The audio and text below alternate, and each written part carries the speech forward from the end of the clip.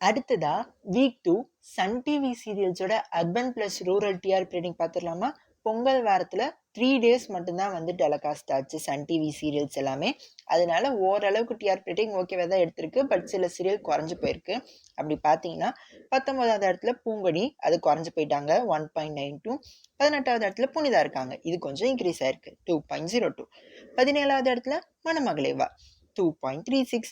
16வது இடத்துல மல்லி இருக்காங்க 2.63. 15வது இடத்துல நம்மளோட ஹனுமான் குறைஞ்சிக்கிட்டே வராங்க, என்னன்னு தெரியல 2.69. 14வது இடத்துல வினோதினி இருக்காங்க 2.76. 13வது இடத்துல ஆனந்த ராகம் 2.99. 12வது இடத்துல புது வசந்தம் 3.07. 11வது இடத்துல லக்ஷ்மி 3.42. 10வது இடத்துல இந்த தடவை இலக்கியா 3க்கு வந்துட்டாங்க 3.61. ஆஃப்டர்நூன் சீரியல் சில ரேட்டிங்ஸ் எல்லாமே இன்க்ரீஸ் ஆயிருக்கு, சில சீரியல்ஸோட ரேட்டிங் எல்லாமே குறைஞ்சிருக்கு. 9வது இடத்துல சன் நியூஸ் இருக்காங்க 4.19. ஆடுகளம் இந்த வாரம் கொஞ்சம் இன்க்ரீஸ் ஆயிருக்காங்க, 8வது இடத்துக்கு வந்திருக்காங்க 4.29.